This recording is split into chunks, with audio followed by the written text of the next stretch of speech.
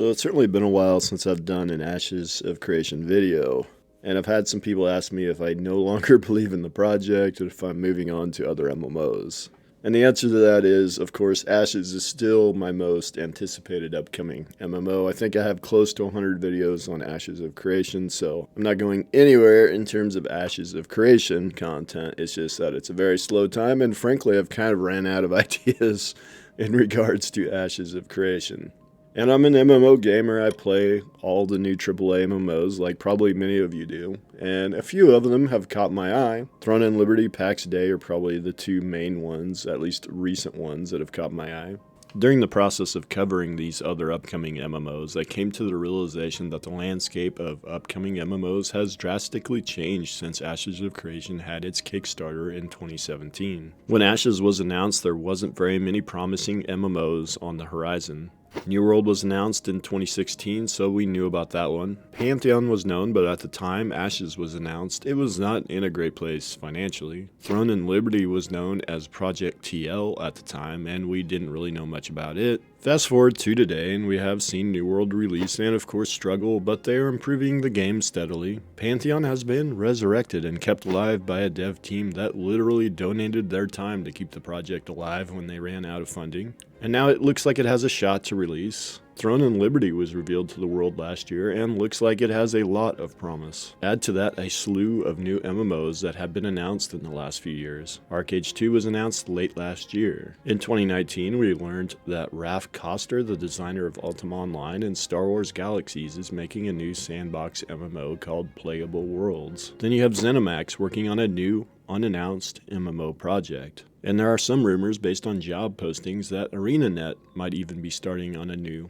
MMO project as well. And we have known PAX Day was in the works for a while, but we recently learned a lot about it, and it has a massive amount of promise. And I think we continue to see a lot of new projects announced from some big names. Could Dreamhaven make an MMO? Could Blizzard try to make another MMO again after shutting down Project Titan? Neither would shock me at this point. And then you have the biggest MMO announcement that we have seen in the last 20 years. Riot is making an MMO. This MMO has potential to be the biggest MMO in history if everything goes right with this project. So Ashes has a lot more competition in terms of upcoming MMOs. The MMO landscape is completely different from the one in 2017. Ashes would always have to compete with existing MMOs, as do all new MMOs. And that is a huge struggle to do, as the existing MMOs have had years of polish. But Ashes was largely targeting a different demographic than the existing MMOs, so it was probably fine in that regard. But now it does have some direct competitors on the way. Ashes of Creation is based heavily on previous MMOs such as EVE Online, ArcheAge, Star Wars Galaxies, and Lineage 2. And now we have a medieval-themed EVE Online style game on the way with PAX Day that looks fantastic. And we have ArcheAge 2 on the way. We don't know much about it other than the combat seems to look pretty good and the game looks visually very good. Raf Koster, the man behind Star Wars Galaxies, is making a new sandbox MMO with his company Playable Worlds. And Throne and Liberty is a spiritual successor to Lineage 2. None of these were around when Ashes was announced, and now they are all looking to compete with Ashes directly. And many of them will be released before Ashes. Some will say that this is not a big deal because most of these MMOs will fail. And that is probably true in some regards. I especially have concerns that NCSoft has not learned from their lessons and their previous failures in the West, and as a result we could see Throne and Liberty flop in the West. I have even less faith that Kakao, the studio that attempted to re-release ArcheAge in a million different forms and never did get it right, will actually find a way to not ruin ArcheAge 2. But to me, PAX Day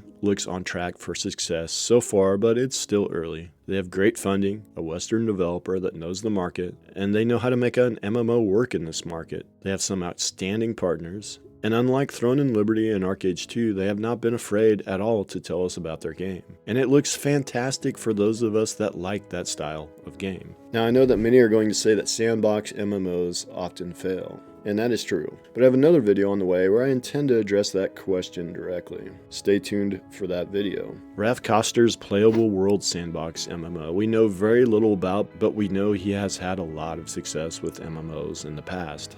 Then you have all the other projects I mentioned. Specifically, I want to talk about the Riot MMO for a bit. I don't think that project necessarily is in direct competition with Ashes because I think it will target a different demographic. But there will still be some crossover, as there are a lot of MMO players like myself that play every single MMO that comes out. But a lot of us, if we find one that we do like, we tend to spend the majority of our time in just that one MMO. When I was deeply involved in some of my favorite MMOs in the past, I wouldn't spend hardly any time in other MMOs. So if Riot does release before Ashes, that will likely pull some players away that will not even try it because they're hooked on the Riot MMO. Now I think Ashes does have a decent chance to release before the Riot MMO, but at the current rate of development, I don't think that is a guarantee at all. And Riot has infinite resources, and as an existing studio, they have a lot of advantages over a brand new startup studio. They can hire people very quickly, and they can move developers around within the studio.